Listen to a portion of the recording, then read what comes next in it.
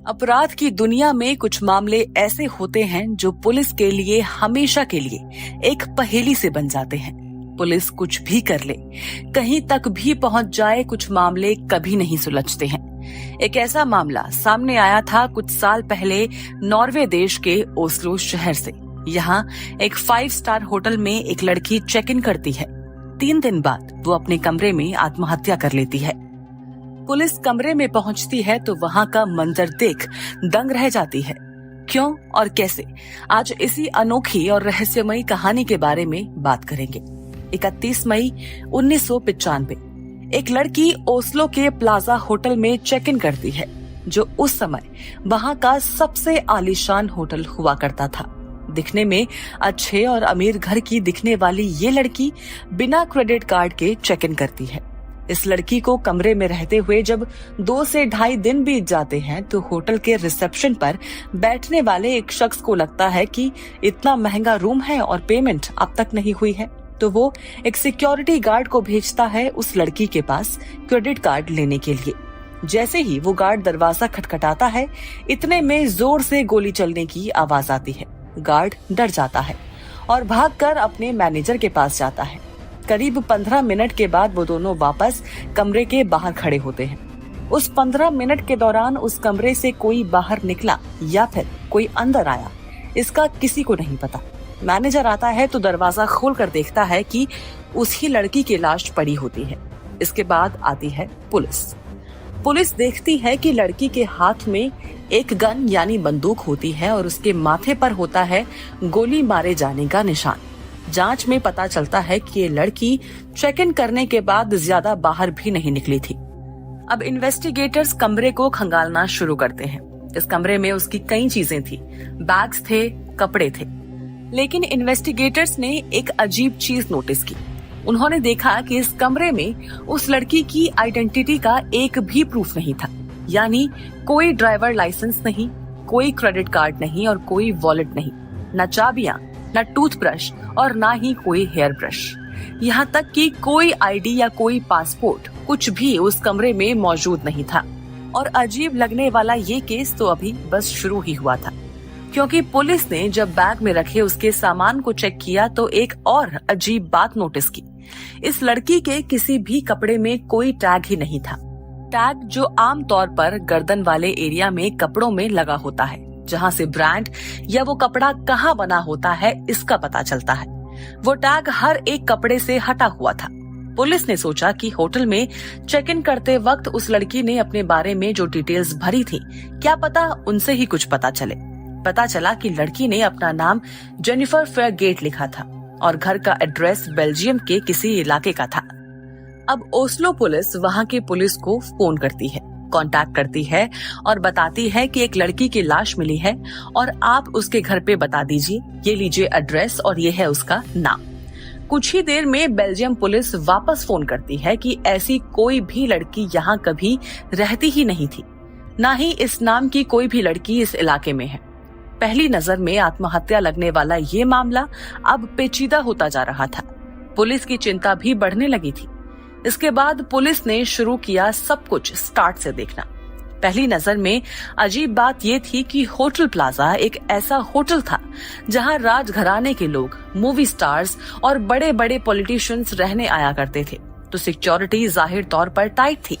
लेकिन इतने बड़े होटल के इतने महंगे रूम में किसी भी इंसान को बिना क्रेडिट कार्ड या आईडी के कैसे घुसने दिया जा सकता है।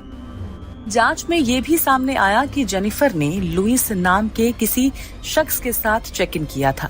होटल रिसेप्शन पर बैठने वाली एक लड़की ने भी दावा किया था कि उसने शायद जेनिफर के साथ उस रात चेक इन करते हुए एक आदमी को देखा था। हालांकि वो आदमी दोबारा नहीं दिखा और पुलिस को भी कमरे के अंदर किसी भी दूसरे इंसान का डीएनए नहीं मिला था, यानी कोई दूसरा इंसान इस कमरे में आया ही नहीं था।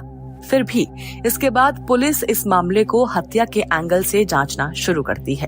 होटल के कैमरे खंगाले गए, लेकिन उन कैमरों में क्या मिला, सीसीटीवी फुटेज में क्या था, ये बात कभी भी पुलिस रिपोर्ट में नहीं पता चली।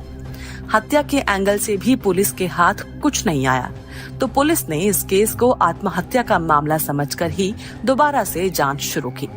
एक थ्योरी ये लगाई गई कि हो सकता है कि इस लड़की को किसी तरह की कोई मानसिक बीमारी या डिप्रेशन हो और शायद उसने इस तरह आत्महत्या का प्लान ही किया हो, जहां किसी को कभी भी पता ना चले कि वो कौन थी।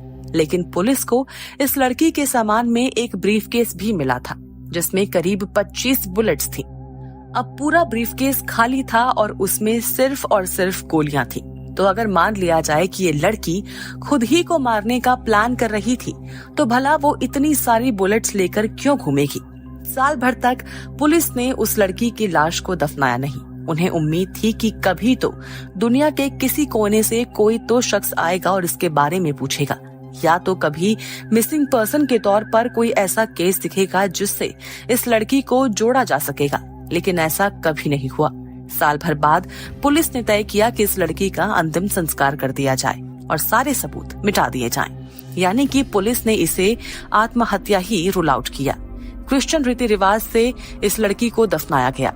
हालांकि इसमें ना ही कोई प्रीस्ट था और ना ही इस लड़की का कोई भी अपना। बस कुछ लोग जो उसकी लाश को शमशान तक ले गए वही लोग थे।